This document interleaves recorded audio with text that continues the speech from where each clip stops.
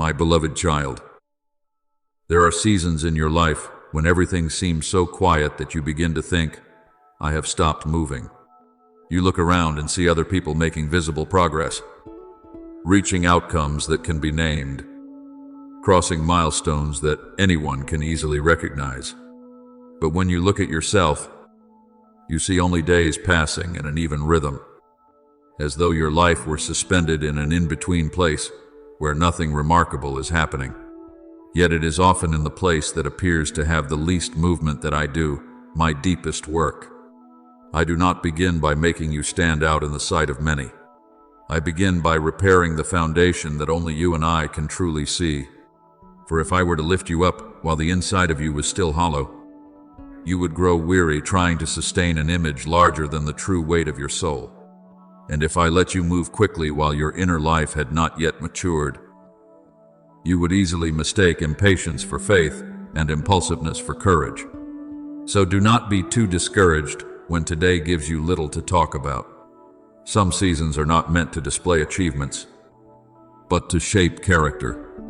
There are days when I do not add new assignments to your life because I am adjusting the way you think, the way you respond, the way you receive silence, and the way you remain steady when no encouragement comes. It is not glamorous, but it is deeply precious, for what creates a lasting future is not only what you accomplish outwardly, but who you become in the waiting.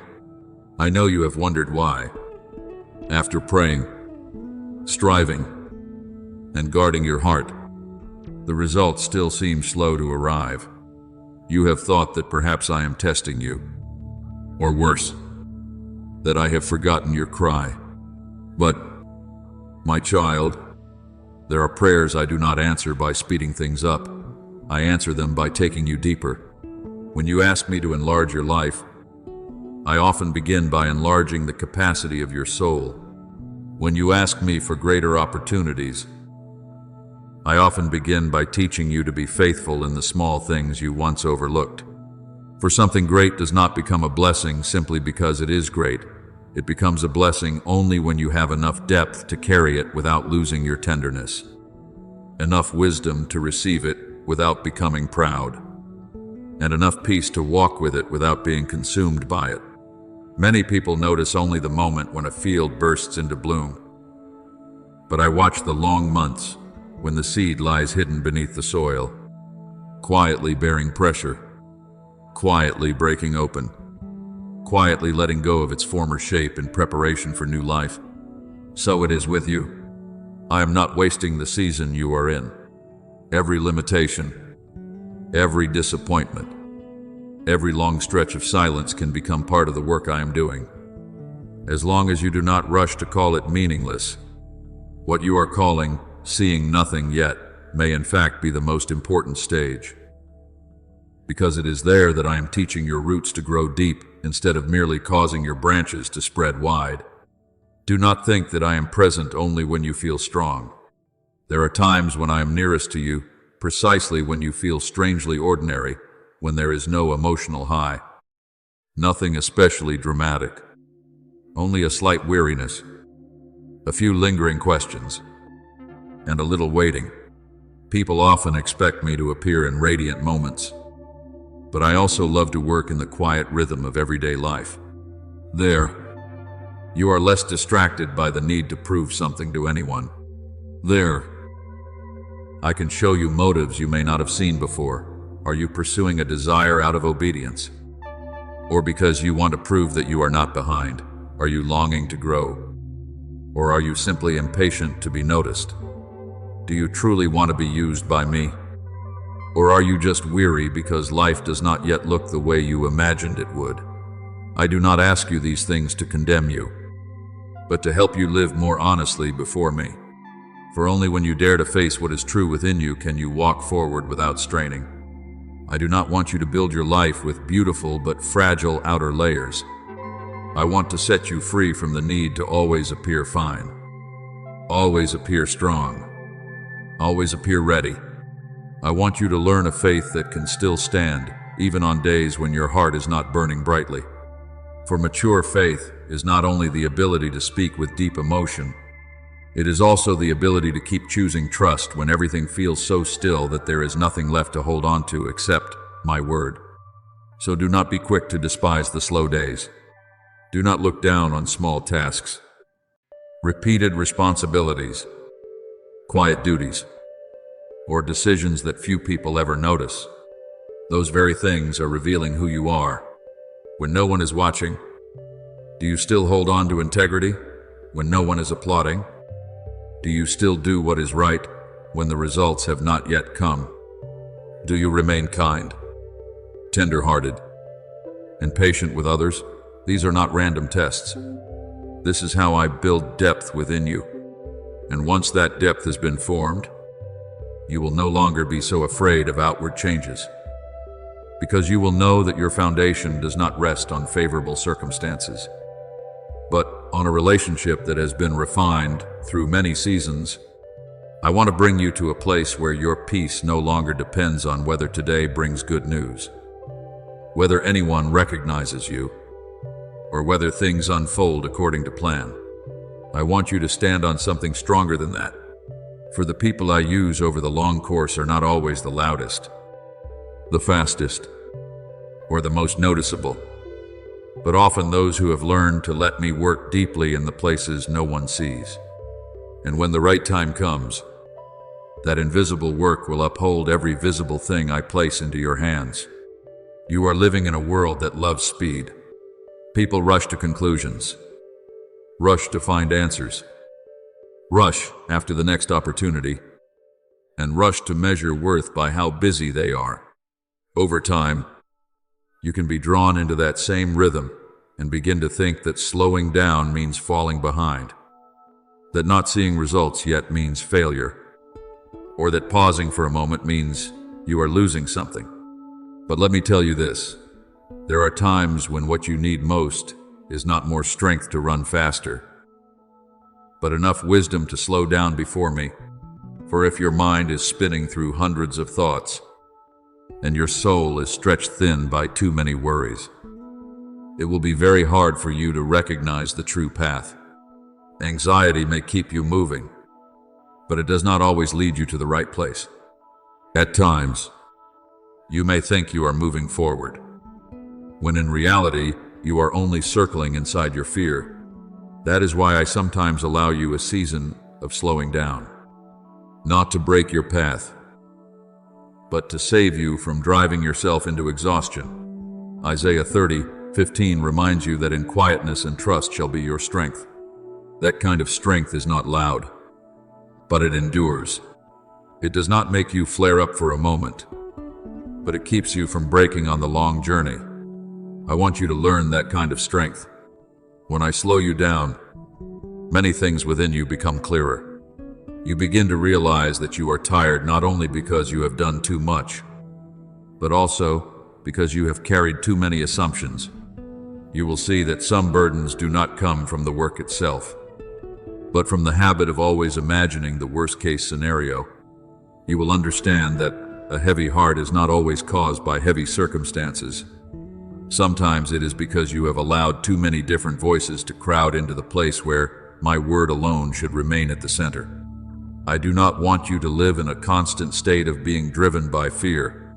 I did not create you to become a machine for processing pressure, but a person who knows how to walk in order, who knows how to work without losing the soul, who knows how to carry responsibility without forgetting to breathe in grace.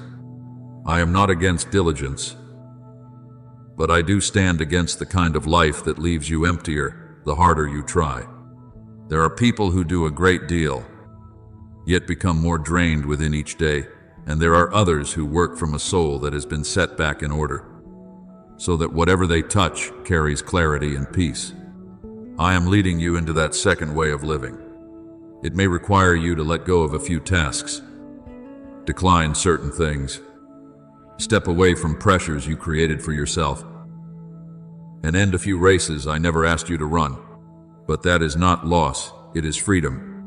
Do not mistake slowing down for a lack of faith.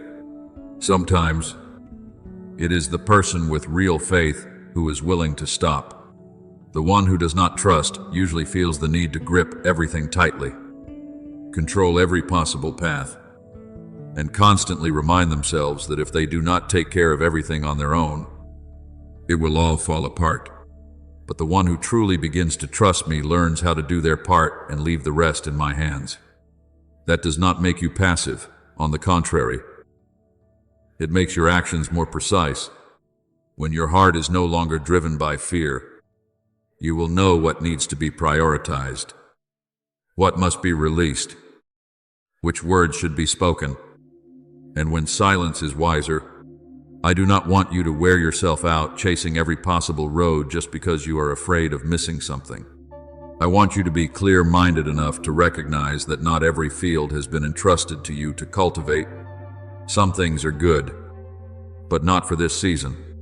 Some invitations seem reasonable, yet they will only scatter your focus. Some things look like opportunities, but in truth, they are only pulling you away from the spiritual concentration I am building within you. Slowing down before me helps you discern these things. It quiets the noise in your heart so you can hear more clearly. It eases the strain on your eyes so you can see farther. It steadies your steps so you can walk more firmly. So when you see that I am not allowing everything to unfold in a rush according to your desires, do not conclude that I am opposing you. It may be that I am simply rescuing your life from an unhealthy pace. It may be that I am teaching you that maturity is not about filling your schedule to the brim, but about living with order, not about constantly driving yourself harder, but about keeping your soul in its proper place, not about measuring your worth by the number of tasks you complete, but by the faithfulness, alertness, and peace you carry into each one. A person whose rhythm has been properly adjusted will go much farther than one who is always flaring up and then burning out. I do not want your life to be made up of brief bursts of light. I want you to carry a steady flame, bright enough to light ordinary days, warm enough to comfort others, and strong enough to keep your own heart from growing cold in the midst of many trials. So stop blaming yourself for not always being fast. Stop thinking that you only have value when you are constantly rushing forward. I am teaching you something deeper. Walking in heaven's rhythm matters more than moving quickly under the pressure of this world. And when you learn that rhythm, you will discover that peace is no longer a rare reward after days of exhaustion, but the very atmosphere of your life. Many times you have asked me to open a new season, to give you something greater, broader, and brighter than what you have now. I hear those prayers. I know the quiet longings within you.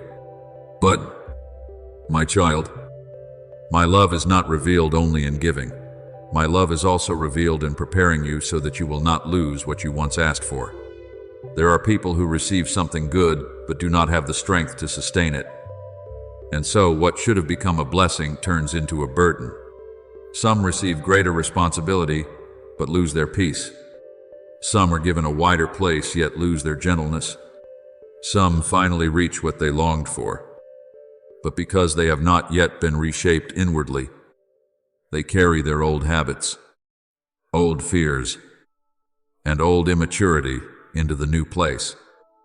And then they themselves ruin the very thing that once filled them with joy. I do not want that to happen to you. That is why, before I entrust you with more, I often teach you how to preserve what you have. Before I enlarge your territory, I teach you to be faithful with what is already in your hands. Before I let you manage more, I teach you not to overlook the small details, for the one who is faithful in very little will also be faithful in much. Just as Jesus reminds us in Luke 16:10, that principle is not outdated. It remains a profound key for every season of your life. At times you think the greatest lessons only come through great events. But no, many of the lessons that shape destiny are hidden in details you could easily overlook. The way you use your time reveals whether you truly honor what I have given you. The way you treat those who cannot repay you shows how wide your heart has become. The way you manage an ordinary day reveals whether you have enough order within you to step into an extraordinary one. I pay attention to the way you speak about others, when they are not present, the way you keep small promises, the way you respond when plans change, the way you care for your body and mind, the way you spend, the way you rest, and the way you obey in things no one notices. Lasting blessing is not sustained only by major turning points. It is preserved through thousands of small choices, repeated day after day. If you are careless at the smallest level, you will carry that same carelessness into greater things. But if you learn holy seriousness in the little things, you will gradually gain a different kind of capacity. That is the capacity I am building within you. I also want you to understand that keeping does not mean shrinking back in fear. I am not teaching you to manage what you have with a restless heart, losing sleep because you are afraid everything might slip away. I am teaching you to guard what has been entrusted to you with watchfulness, to know what must come first, what needs protection, and what should not be allowed to sink too deeply into your heart. Some people think they are protecting a blessing, when in truth, they have only locked up their hearts with worry. I do not want you to live in a kind of caution that slowly drains your joy. I want you to have a gentle wisdom, clear enough to set boundaries without becoming hard, humble enough to keep learning without falling into insecurity, joyful enough to receive more without becoming intoxicated by what you have received. When you live this way, a new season will not throw you off balance so easily. You will know who you are, even when you are lifted higher. You will not need achievement to define you, because your identity has already been established in a deeper place. And when you do not turn what I have given you into a new idol, you are able to enjoy it in a healthier way.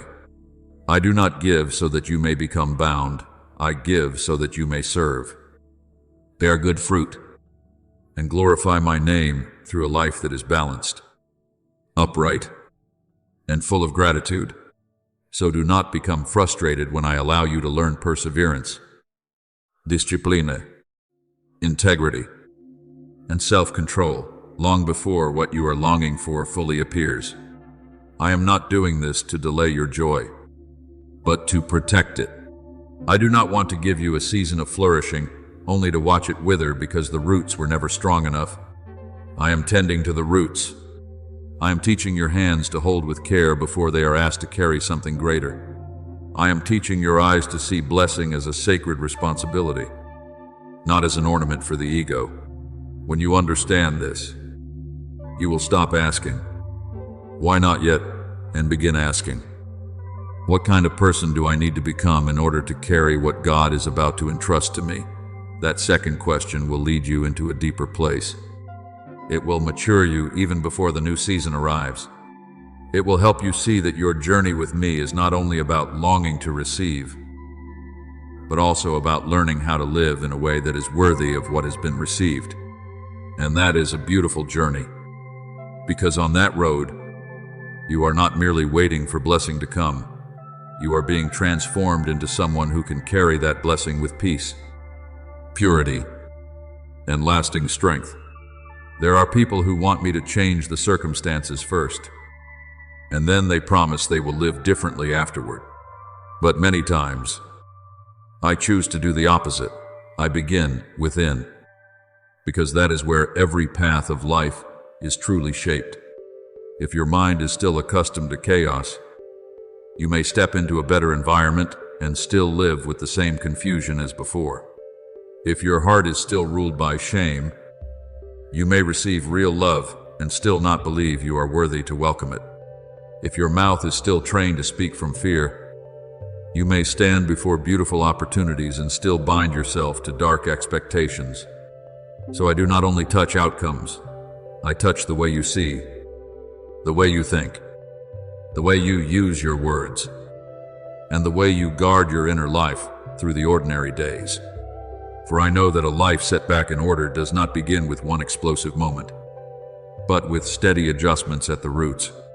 Sometimes the first sign of healing is not many tears falling, but the moment you stop repeating to yourself the things that once made you weak. Sometimes the first sign of deliverance is not that the situation disappears at once, but that you no longer agree with the voice that once kept you living in a constant sense of lack, delay, inferiority, and hopelessness. I want to teach you to honor your own words, not because your words could ever take my place, but because speech is one of the clearest streams revealing what is living within your heart. When your mind is weary, your mouth can easily begin speaking out of fear. When insecurity rises, you can quickly call yourself useless. When disappointment weighs on you, you can begin measuring your entire future by one brief and painful season. But my child, you cannot keep sowing life-draining words into your own soul and still expect to live with strength and vitality. I am not telling you to pretend to be strong. I am not asking you to deny your pain. But I do want you to learn how to be honest without surrendering. You may say, I am tired, but do not rush to say, everything is over. You may say, I do not understand yet, but do not conclude, surely God has abandoned me. You may weep before me, but do not use your tears as proof that your future has lost all hope. I want your words to become a place where faith learns to rise again, not a place where despair is allowed to reign. When your inner life is realigned in this way, even the small decisions you make on the outside will begin to change. You will be slower to respond in anger. You will be less ruled by impulse. You will learn how to be gentle without becoming weak, and clear without becoming harsh. I am also teaching you the value of holy habits that the world is quick to overlook. A deeply transformed life is not shaped only by emotional moments, but also by steady choices. Choosing to give your heart a quiet space before the new day carries you away. Choosing to refuse the things that cloud your mind. Choosing to rest at the right time instead of taking pride in your exhaustion. Choosing to apologize when needed. Choosing silence when anger is rising. Choosing reflection before reaction. Choosing to come back to me even after a day when you did not live as well as you had hoped. These things do not make dramatic headlines, but they do form a different kind of person. I do not want you to have only a few bright moments. I want you to have a way of life that can sustain that light for the long road ahead. Without a grounded way of living, inspiration fades quickly. But when your daily life has been made holy, even your least emotional days can still bear much fruit. Do not take lightly the way I am calling you into greater order.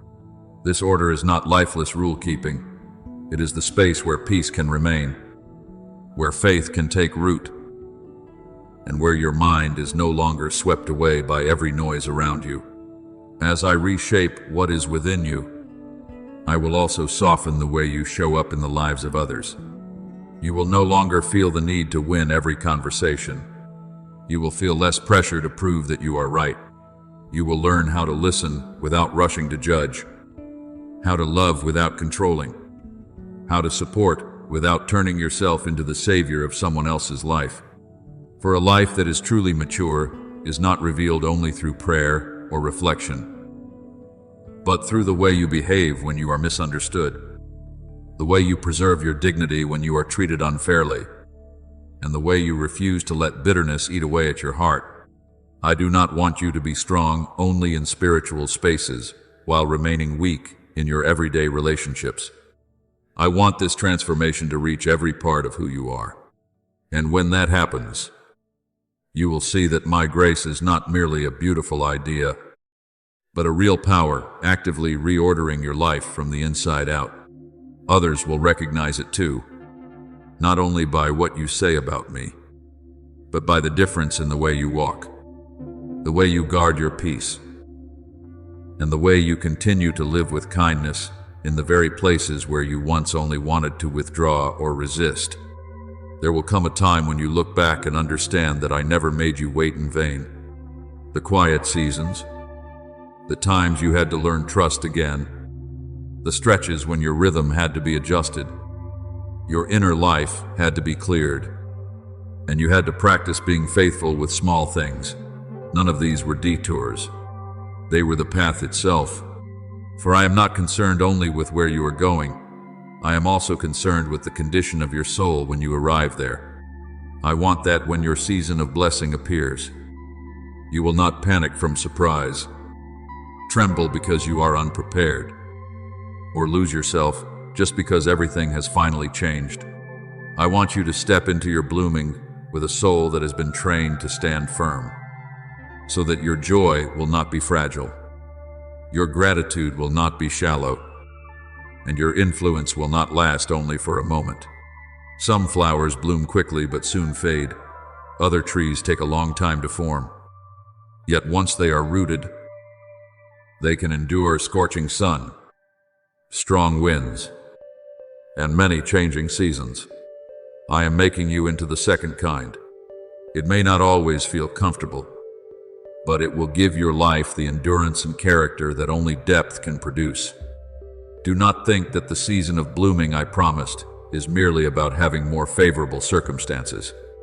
It is deeper than that. It is the moment when you still keep a gentle heart under pressure. It is when you can receive new responsibility without losing the presence of peace. It is when you no longer live only by reacting to life, but begin to live intentionally according to what I have placed within your heart. It is when others meet you and see not only someone who has survived hardship, but a person marked by maturity, tenderness, the ability to strengthen others, and words that bring life instead of adding heaviness. I delight in that kind of fruit, because it does not simply make your own life beautiful, it becomes shade for other people as well. I do not lift you up merely so that you can feel favored. I cause you to grow so that through your life, others may know that I can turn waiting into depth, wounds into compassion, and hidden years into material for a healthy future. That is why I am not in a hurry. I am looking farther than the present moment you can see. And when that season comes, you will also understand that what I have done within you is far more precious than merely changing the circumstances around you. For better circumstances with a soul still in turmoil will leave you just as weary as before. But a soul that has been realigned, deepened, and kept in peace can still live with dignity, light, and steadiness, even while passing through imperfect days. I want to give you that kind of life. I want your joy not to depend entirely on everything unfolding exactly as you hoped. I want your hope not to collapse so easily just because one field has not yet turned green. I want your faith to mature to the point that it does not need a dramatic sign every day in order to keep moving forward. For when you arrive there, you will no longer be only someone waiting for a miracle from the outside. You will have become a living witness to my steady work on the inside. That work is quiet, yet powerful. It is not loud, but it is real. It does not need to draw attention to itself. Yet anyone who comes close enough will feel it. So, my child, keep your heart open to my deeper work. Do not ask only that I change the scenery. Let me shape the person. Do not ask only for a way out. Ask also for a new nature strong enough to walk through that way wisely. Do not long only to enter a beautiful season. Be willing to become the kind of person who can live faithfully within it. I do not promise you a journey without trials, but I do promise that if you let me complete my work in you, you will not be the same version of yourself when you step into the next chapter. And that is one of the greatest gifts grace can give, not only to bring you out of the old place, but to make you into a new person. Then one day, when you look back over the road you have traveled, you will not only say, "The Lord gave me what I asked for." You will say something deeper. The Lord made me into a different person while He was preparing it. And in that moment, you will understand why I was not hasty, why I did not yield to every anxious impulse, why I allowed many things to ripen slowly. For I do not only love your desire, I love you. And because I love you, I choose to build within you a life that can bloom enduringly, not only once, but through many seasons to come.